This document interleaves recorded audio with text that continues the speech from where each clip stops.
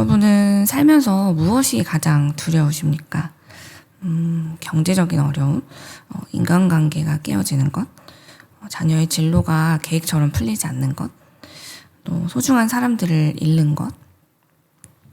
제가 방금 말씀드린 것 중 무엇 하나 우리가 가볍게 여기거나 포기할 수 없을 정도로 이러한 요소들은 우리가 인생을 아름답고 또 풍요롭게 살아가는 데 있어서 정말 꼭 필요한 요소들이라 할 수 있을 것입니다. 하나같이 너무너무 중요하다 보니 우리는 이 중 무엇 하나라도 사실 놓치게 될까봐, 혹은 지금보다 더 잃어버리게 될까봐, 혹은 더 갖지 못하게 될까봐 두려워하고 걱정하고 또 조바심을 내면서 살아가게 되는 것이 우리의 일상입니다. 저도 그렇습니다. 목회, 또 건강, 소중한 사람들, 하나님께서 제게 주신 은사, 이런 혹은 또 평범한 삶을 살 수 있는 정도의 어느 물질 정도를 생각해 보면 이런 것들을 잃어버리지 않고 적절히 영위하는 그런 안정된 삶을 살고 싶다라는 마음이 항상 제 안에도 생겨나죠. 그런데 오늘 말씀을 보다 보니 그리스도인인 우리가 정말 두려워해야 되는 것, 그것이 무엇인가에 대해서 다시 한번 생각하면서 그 우선순위를 정리할 수밖에 없었습니다. 왜냐하면 오늘 말씀을 보면서 우리는 정말 하나님의 도우심 없이는 살아갈 수 없는 존재, 하나님의 도우심이 없다면 우리가 얼마나 그냥 순식간에 비참한 죄에 빠져서 살아가게 되는 존재인지를 확인하게 되었기 때문입니다. 오늘 말씀을 보면 그 시작부터 하나님의 진노하심에 대해, 그리고 그 하나님이 이렇게 진노하게 하시게 된 원인에 대해서 기록되어져 있는데요. 하나님께서 특별히 당신의 형상대로 지은 이 사람들이 정말 다 받아 적기도 어려울 만큼 너무나 많은 죄에 뒤덮인 채 멸망을 향해서 가고 있었기 때문에 하나님께서 이렇게 진노하심에 대해서 이 뒤에 이야기들이 나와 있는데요. 인간이 지은 죄들을 눈에 띄는 것만 우선 이야기해 보더라도 먼저 우상을 만들어 숭배한 죄, 또 정욕대로 서로의 몸을 욕되게 한 죄, 순리를 벗어난 음욕을 따라 부끄러운 일을 행하고 모든 불의와 추악과 탐욕과 악의와 시기와 분쟁, 사기, 악독이 가득한 삶을 사는 죄. 이 밖에도 사실 시간상 다 열거할 수 없는 너무나 많은 죄들을 하나같이 인류는 늘 지으면서 하나님의 진노를 불러일으키는 역사를 만들어 왔습니다. 그래서 항상 하나님께서 심판을 하시게 되고 또 다시 하나님의 용서를 받아 다시 세워지고 하는 일들을 반복해 온 것이 성경 속에 기록되어 있는, 그리고 우리 인류가 살아온 이 역사이죠. 우리가 지난주까지 묵상했던 에스겔만 보더라도 신약과 구약을 이 시공간을 뛰어넘는 지금 이런 큰 간격이 있지만 우리가 지금 로마서에 와 있음에도 불구하고 사람은 여전히 달라지지 않고 너무나 엄청난 죄들로 이 세상을 가득 채우고 있음을 보게 됩니다. 영적인 타락부터 시작해서 성적인 타락, 그리고 도덕적인 타락에 이르기까지 인간이 더 이상 타락할 수 있을까 싶을 정도로 정말 온 세상에 죄악이 가득해지는 것을 보게 되는데요. 저는 말씀을 묵상하면서 사람이 이렇게까지 타락하게 되는 그 시작, 그 원인, 그 이유가 무엇일까를 질문하게 되었어요. 그리고 말씀을 묵상하면서 오늘 21절 말씀에서 그 답을 찾았습니다. 제가 잠시 우리말 성경으로 21절을 읽어드릴게요. 그들은 하나님을 알면서도 하나님을 영화롭게 하지도 않았고 감사하지도 않았습니다. 오히려 그들의 생각이 허망해졌고 그들의 어리석은 마음은 어두워졌습니다. 라고 기록되어 있죠. 사람들이 이렇게까지 영적으로, 성적으로, 도덕적으로 타락하게 된 그 시작, 그 원인이 무엇이라고 이야기하고 있는가? 말씀을 보면 문자 그대로 사람들이 하나님을 알면서도 하나님을 영화롭게 하지 않고 또 하나님을 알면서도 감사하지 않는 죄를 자기 안에 허용하기 시작했기 때문에, 그리고 그렇게 살아갔기 때문에 이러한 영적 타락부터 성적인 타락, 또 도덕적인 타락까지 계속해서 죄가 더 확장되고 깊어져 갔다는 것이죠. 죄는 절대로 그대로 한번 생겨난 채로 가만히 있는 법이 없습니다.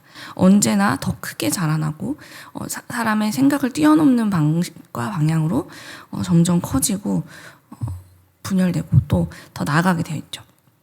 그래서 사람의 생각을 허망하게 하고 인간의 어리석어진 마음을 더 어둡게 만든다라고 말씀은 이야기하는데요. 이 상황보다도 그래서 일어나는 결과가 참으로 두려워요. 사람들이 그렇게 자기 뜻대로 살면서 죄를 쌓고 쌓은 결과 어떤 일이 일어났는가? 하나님이 어떤 일을 행하셨는가? 우리가 보았던 24절과 26절과 28절에 반복되는 표현이 있는데요. 그것은 바로 하나님께서 그래서 그들을 내버려 두셨다라는 것입니다. 하나님의 역사를 쭉 우리가 돌아보면 하나님은 한 번도 당신의 자녀인 우리들을 그냥 내버려 두신 적이 없는 분이세요. 아담과 하와가 하나님을 믿지 못하고 선악과를 먹었을 때도 하나님께서는 그들을 죄에서 구원하시기 위해서 어린 양을 잡아 가죽옷을 입혀주셨죠. 하나님이 그런 죄를 지은 그들을 그럼에도 불구하고 사랑하시고 용서해 주신다는 그 마음이, 그 은혜가 그 가죽옷을 통해서 드러났었습니다. 뿐만 아니죠. 이후에도 사람들은 계속해서 죄를 짓고 또 하나님께서는 그 죄 지은 백성을 그 죄에서 돌아서게 하기 위해서 언제나 사람을 보내고 또 직접 말씀하시기도 하면서 회개를 촉구하셨고 심판하시기도 하면서 자기 백성을 죄와 멸망으로부터 구해내기 위해 모든 할 수 있는 일을 행하셨습니다. 그 용서와 사랑의 결정체가 바로 십자가에서 돌아가신 우리 예수님이시죠.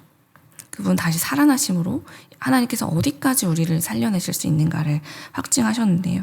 그런데 그렇게 우리를 구원하기 위해 항상 용서해 주시고 도와주시는 하나님이시지만 언제까지나 우리가 그래서 죄를 짓고도 영원히 용서받게 되는 건 아니라는 것을 오늘 말씀은 이야기하고 있습니다. 하나님께서는 분명 오래 참으시지만 그래서 죄인들이 정말 그 죄로부터 용서받을 수 있는 기회를 또 베풀고 또 베풀고 또 베풀어주고 계시지만 하지만 하나님의 공의로우심에 따라서 하나님이 정하신 그때가 되면 하나님께서는 더 이상 이제 그들을 지금처럼 용서하고 돌아오게 계속 은혜를 베푸시는 때가 아닌 이제는 그들을 내버려 두시는 날도 반드시 온다라고 말씀을 이야기합니다. 그때가 되면 죄인들은 더 이상 하나님의 용서와 은혜의 자리로 돌아갈 기회를 얻지 못하게 된다는 것이죠. 그들이 저지른 대로 그 죄의 자리에 정말 늪에 빠져든 것처럼 더욱더 깊이 빠져들어가 결국은 그 죄에 파묻혀 버리게 될 것이라는 겁니다. 하나님께서 더 이상 죄인들에게 구원의 손길을 베푸시지 않는 날이 오면 말이죠. 말씀에 기록된 대로 하나님은 그들을 그 타락한 마음대로 내버려 두실 것이기 때문에 더 이상 하나님께서 우리가 지금까지 알았던 대로 하나님 또 우리 용서해 주시겠지, 우리에게 또 사랑을 베풀어 주시겠지 라는 그런, 우리가 그냥 늘 하나님을 잘 알고 있잖아, 하나님 늘 그러셨잖아 라는 우리가 알고 있던 그 은혜는 더 이상 존재하지 않는 때도 반드시 온다는 것입니다. 얼마나 두려운 일입니까? 하나님의 구원과 은혜가 없는 때, 하나님의 구원과 은혜가 없는 자리, 사실 우리는 그런 때를, 그런 자리를 살아본 적이 없는 사람들입니다. 그렇기 때문에 그곳이 바로 정말 지옥이라는 것을 우리는 아직 경험해보지 못한 사람들인 것이죠.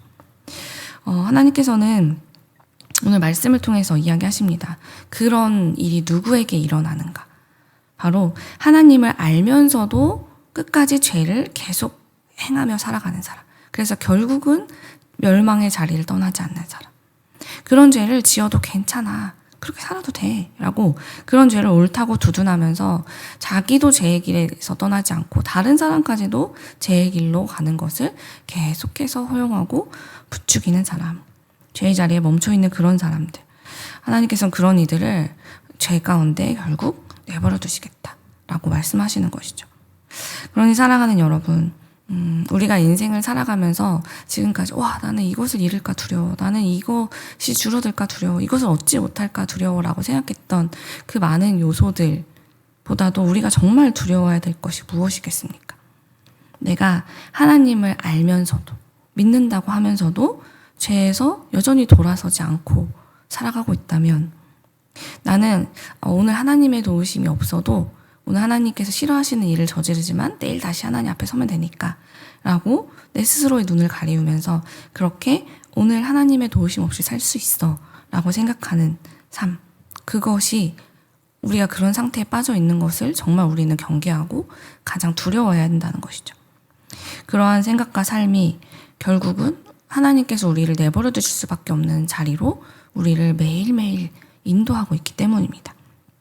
그러니 우리가 가장 두려워해야 될 것이 무엇인지 우리 한번 오늘 말씀을 보면서 다시 한번 생각해 보았으면 좋겠습니다. 우리가 생각하는 이 세상을 살아가면서 이것만큼은 꼭 가져야 돼, 이건 놓치면 안 돼라는 그 어떤 것, 그런 것을 다 잃는다고 해도 우리가 정말로 마지막까지 꼭 붙잡고 있어야 될 것, 끝까지 꼭 의지해야 될 분이 누구인가? 그분은 바로 유일하신 우리 구원자 하나님. 그 주님만이 우리에게 구원을 베푸시는 분이고 우리에게 생명을 주시는 분이라는 것을 우리가 잊지 않기 위해서 오늘도 주의 이름을 부르고, 주님, 우리는 오늘도 주의 도우심 없이는 한순간도 이 죄의 자리에 떠날 수 없는 연약한 자들입니다. 우리를 돌봐주십시오. 우리를 인도해 주십시오. 라고 주의 이름을 부르고 주의 손을 꼭 붙잡고, 그렇게 이 세상의 어떠한 것보다도 하나님을 내 삶의 최우선의 가치로 붙들고 살아가는, 하나님을 아는 지식을 가장 내 삶의 고귀한 가치라고 붙잡고 나와 내 가족과 내 이웃을 함께 제 자리에서 떠나서 하나님 앞으로 나올 수 있도록 그 믿음의 담대함과 용기를 갖는 우리 모두가 되기를 간절히 소망합니다. 기도하겠습니다.